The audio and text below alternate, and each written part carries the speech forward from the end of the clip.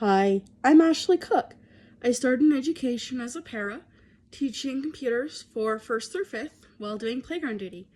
I also taught reading groups and math groups and helped out in multiple classrooms throughout the years as a para, doing different things as needed. I also taught English online with VIP Kid. Then I did my student teaching in the 1st grade dual immersion in the English half and loved it, absolutely loved it. After that, I taught reading groups at that school. I had groups for kindergarten, 1st, 2nd, a tier 2 2nd grade, 3rd grade, and a tier 2 3rd grade, as well as a 5th grade group.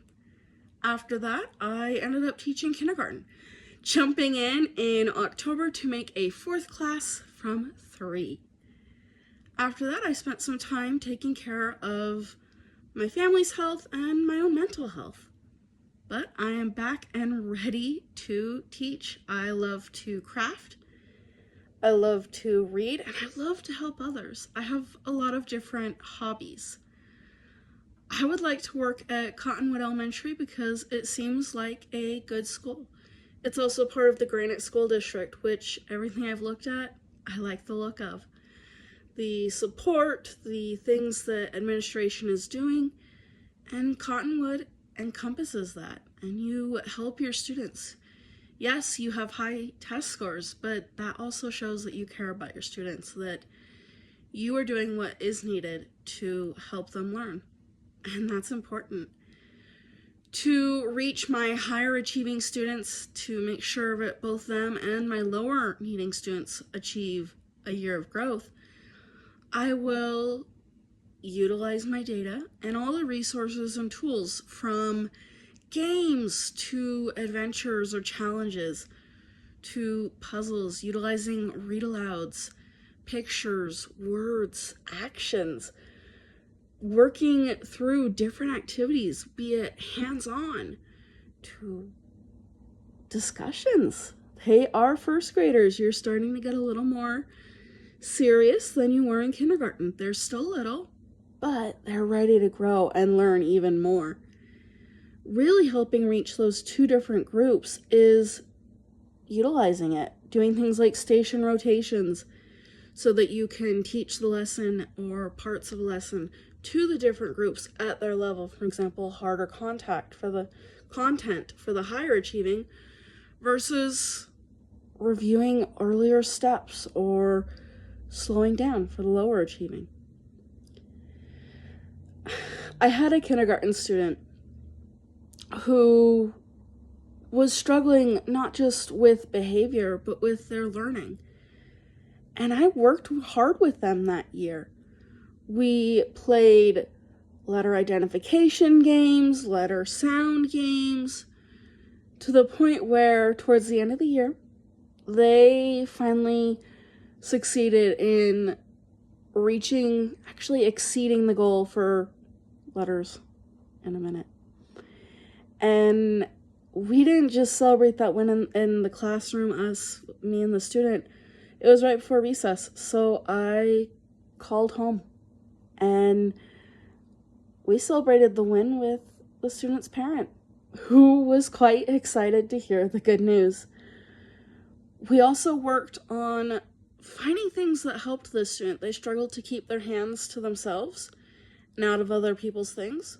So I got rid of having everything on the desks and went to shared materials. That helped decrease other students' stress, as well as helping this student. And end of the year, they didn't need to be at an island anymore. They were with everybody else.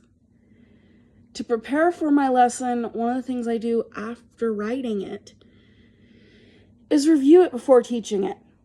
In order to even prepare the lesson itself, writing it, I'm looking at the curriculum, I am looking at the data. What do my students need? Both official data, like, progress monitoring, the data that's in the online tools, to just observational, what I've seen, what I've heard. Coming in part way, it might be what I've heard from a para who works at the school, or another teacher, or administration.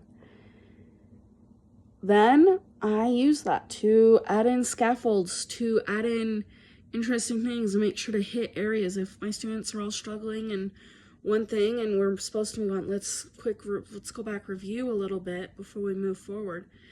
It also is knowing when to teach curriculum with fidelity and when it needs to be flexible. I've taught a math curriculum that was really good, but it was hard for kindergartners, and found picking and choosing bits or shortening a little bit of time helped a lot, and it helped the students. So, check for understanding. It could be simple. Hey, give me a thumbs up. Tell me, heads down, or how do you think you've got it? I've got this. I can do this. I could use a little help or a little extra practice too. I need a lot of help. Or, doing 1, 2, 3s. There's different ways to ask. It also could be, turn and partner share and listening in while they're doing it. My classroom management system is flexible due to varying needs of classes and myself. I have used ticket points when I did computers so that students had good technique. They earned a ticket and then they could buy something, or they could put it in for a prize drawing.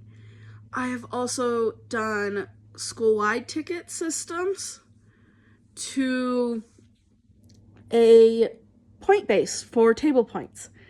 Then you fill up the 10 frame as a table. That table then gets an immediate little treat, be it you get a sticker, a gummy bear, something fun. And not only that, that table point from the class, it becomes 1 point and goes into the class jar. I drew it on the whiteboard, but it goes into the class jar for pajama day, extra recess, a silly video, all those different kinds of tools. I've also used check-in, check-out charts with individual students to, you're walking around, they're doing good, you're smiling, you're giving those nonverbal, yes, we're walking to lunch, oh, you're doing really good today, you're making progress, you know that?